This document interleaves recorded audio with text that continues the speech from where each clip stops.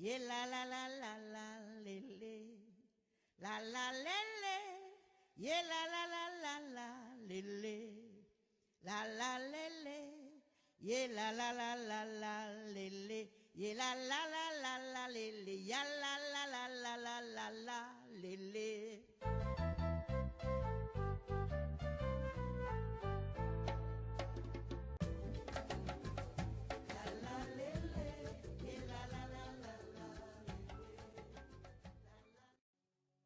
On arrive à un formidable ouvrage qui est écrit comme un roman, mais qui est totalement un livre historique, qui a des dates, des références sur des noms de personnages, de lieux, d'époques et d'événements qui sont vraiment importants pour comprendre l'histoire du Khorasan, des Seldjoukides, la dynastie des Seldjoukides. C'est vraiment une époque qui est à étudier. Vous allez en apprendre plus sur les Abbassides, le conflit entre les, les Omeyyades et les Abbassides. Et du coup, vous en apprendrez aussi sur le fondateur des Assassiyun, Hassan Sabah, et le fort Alamaut, ainsi que les invasions mongoles qui donnèrent justement les, euh, les Seldjoukides avec la dynastie des Khan, descendants de Gengis Khan. Non, c'est un livre vraiment extraordinaire, formidable. Et il est absorbant, captivant, très très bien écrit. Merci de nous avoir fait partager un ouvrage digne de ce nom où on voyage littéralement dans le temps. C'est extraordinaire ce livre à lire. Je le conseille à tous. Donc les personnages de ce livre, vous allez voir, principalement tournent autour de trois grands personnages. Omar Khayyam, un poète qui aime bien son petit verre de vin, qui est en même temps quelqu'un de très érudit et qui voyage et qui a une façon de vivre qui va vous démontrer aussi quelle était l'ouverture et voire la décadence des Abbassides. Nizam el-Mulk, qui a été assassiné par un des disciples de Hassan Sabah, reclus dans son fort dans les montagnes jusqu'à la fin de sa vie. Et donc le livre voyage dans deux époques. Une époque où un homme cherche un ancien manuscrit. Bon, c'est le XXe siècle, mais cette personne qui cherche ce manuscrit vient de cette époque des Abbassides. C'est le manuscrit des Rubaiyat de Omar Khayyam. Là, on voit sur l'iconographie l'assassinat de Nizam el-Mulk, justement. À ce moment-là, vous allez voyager aussi dans le monde des conflits fraternels parmi les musulmans. Arslan est un personnage important du livre aussi, qui est rattaché à la dynastie des Seldjoukides. Et on peut aussi faire un lien avec les invasions mongoles qui ont pris Damas et fait qui n'a pas d'équivalent dans l'histoire. Les vainqueurs se sont convertis à la religion des vaincus. Samarcande, Amin Malouf. Si vous pouvez avoir cette édition, c'est vraiment pour moi, enfin celle que j'avais préférée. Déjà pour la taille du manuscrit, il est plus gros, c'est écrit en gros, c'est très bien écrit, puis j'aimais bien ce format-là, il était agréable. Maintenant j'en ai un autre parce que je l'ai prêté, on ne me l'a pas rendu, comme la plupart des livres que je prête. jamais. Je crois que j'en ai plus de livres qu'on m'a pas rendu que ce que j'ai. Beaucoup de livres que j'ai achetés en double, en triple, voire plus, en quadruple. Alors le mode de vie, justement, de Omar Khayyam, c'est profiter de l'instant. Alors, il y a Jahan qui est un des personnages féminins du livre, qui elle aussi est une poétesse. Donc, très important ce personnage dans le livre, dans l'histoire et dans la vie de Omar Khayyam. Le manuscrit Rubayat, donc les quatrains de Omar Khayyam, est au centre de la trame de l'histoire. Il y a aussi ce côté farniente, ce côté décadent des Abbassides qui est montré dans ce livre. Du coup, c'est ce qui a sûrement précipité leur chute, mais on peut voyager vraiment dans ce monde du Khorasan à travers cette histoire.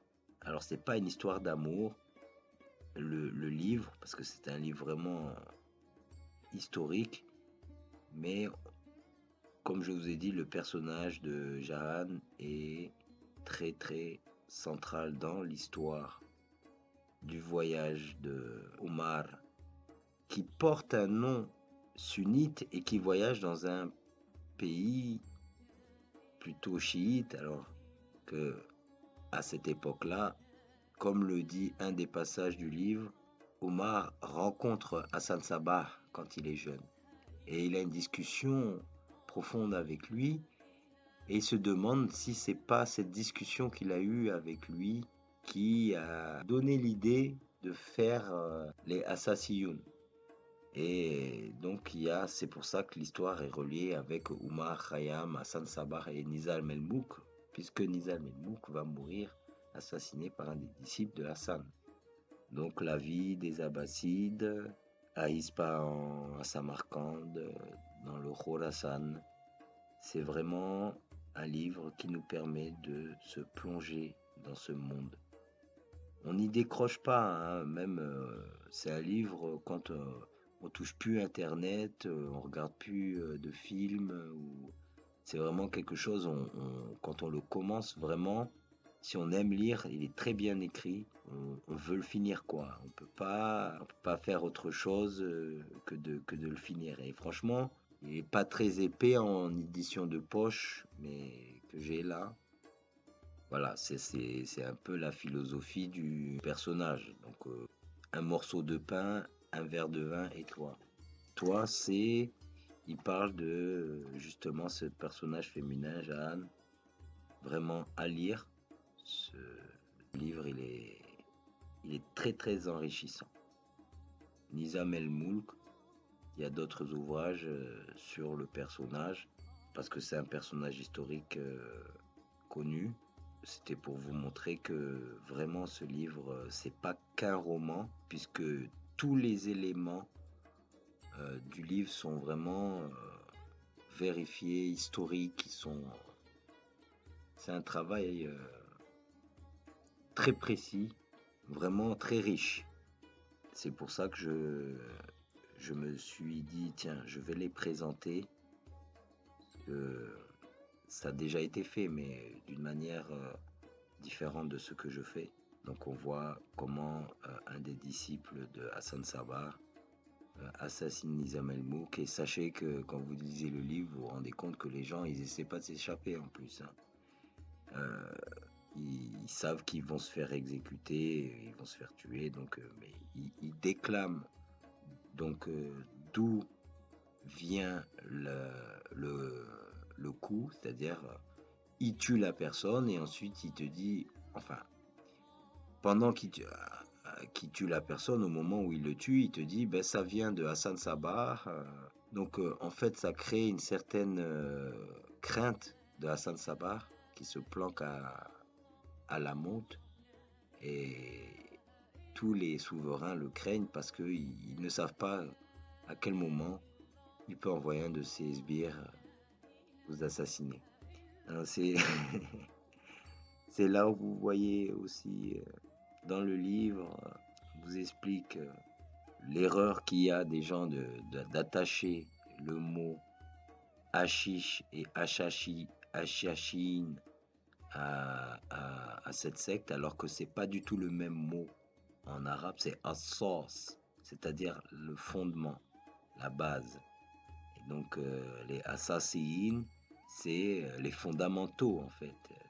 Ça n'a rien à voir. En plus, il y a beaucoup de légendes et de fantasmes. D'ailleurs, si vous lisez ce livre, au moins étymologiquement, le livre, il éclaircit le point de confusion. Et en plus, il explique clairement en quoi consistaient les assassins. Il fait le lien avec les Ismaéliens, à ne pas confondre avec les Ismaélites. Non, c'est un livre très, très, très enrichissant. Vous en apprendrez beaucoup. Par contre, une chose qui est vraie, sur beaucoup de choses, c'est faux, les fantasmes qu'on véhicule sur la secte des Assassiyun,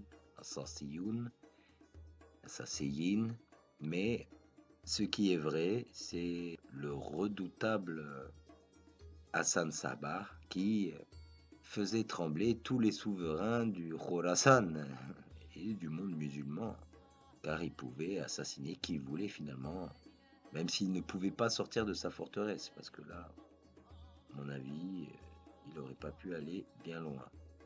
Un personnage où on peut tirer aussi beaucoup sur la doctrine des Khawarij, des Kharijites.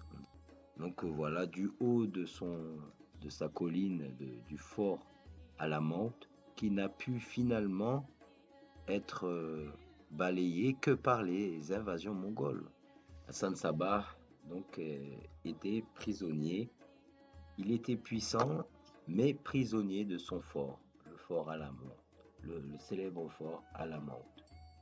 Je suis pas sûr que c'était dans un endroit très accessible, puisqu'il a réussi à rester avec ses petits-fils sur le site jusqu'à ce que les Mongols rasèrent tout sur leur passage.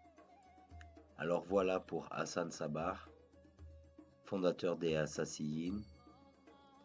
Voici une citation qui vous montre un peu la doctrine de ces assassins. Nothing is true, everything is permitted. Rien n'est vrai et tout est permis. C'est un peu... Ça ne définit pas du tout le personnage.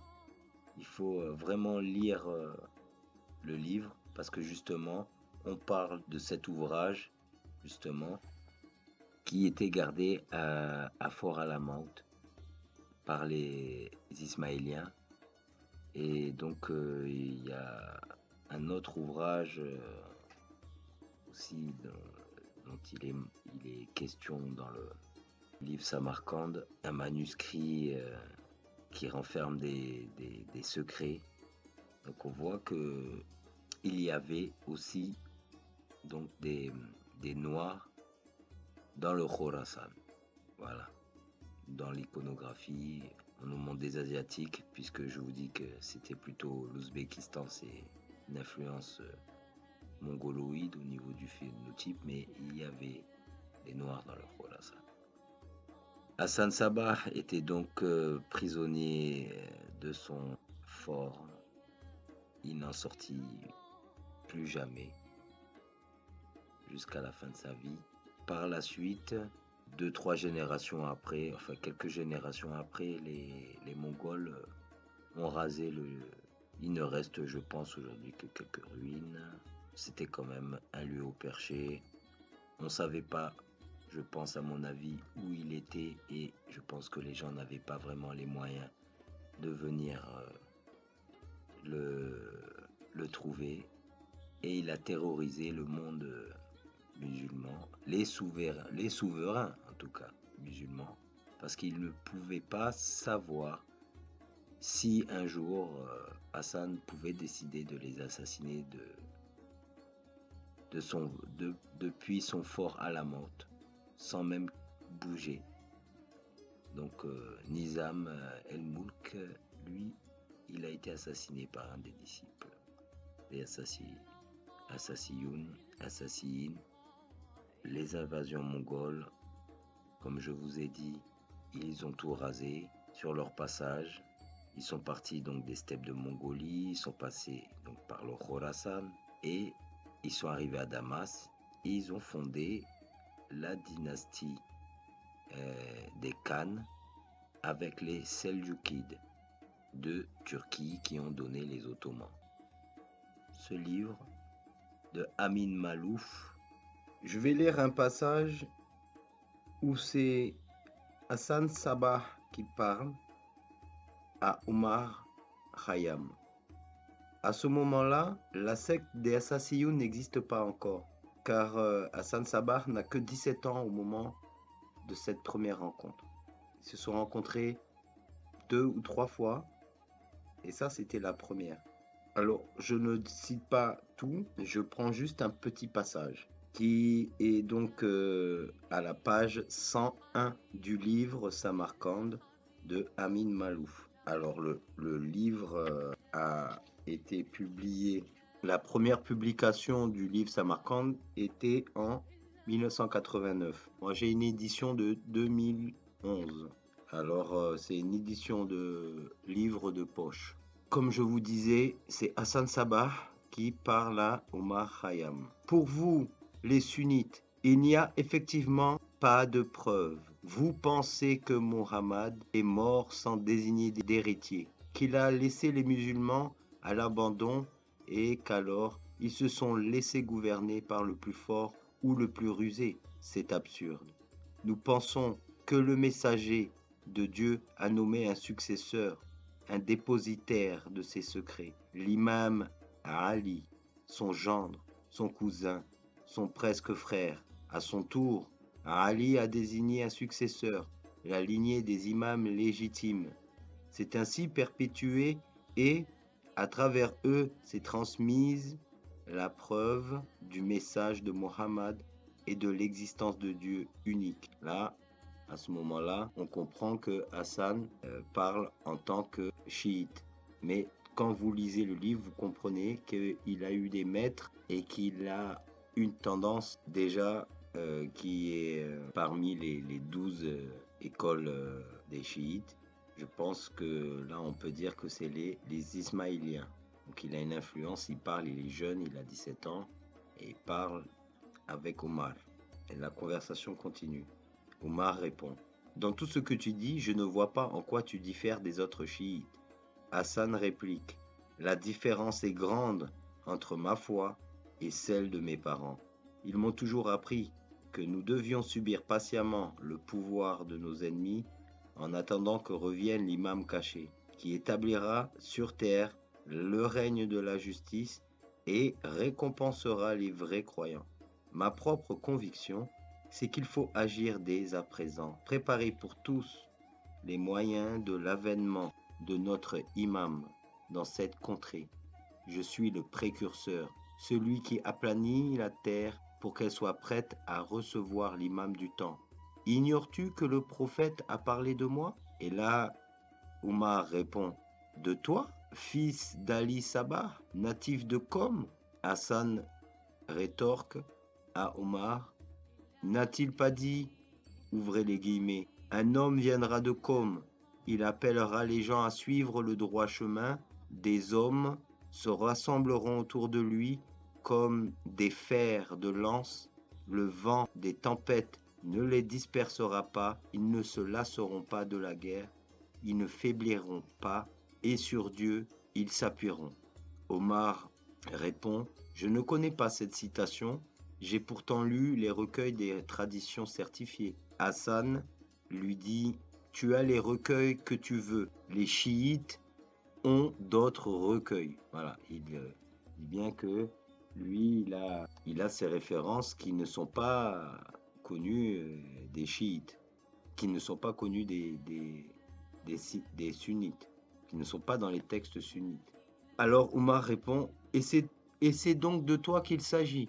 Parce que là, il a la prétention que, soi-disant, un des hadiths transmis par les chiites parlerait de lui. Bientôt, tu n'en douteras plus. Alors, voilà ce que Hassan répond à Omar avec détermination.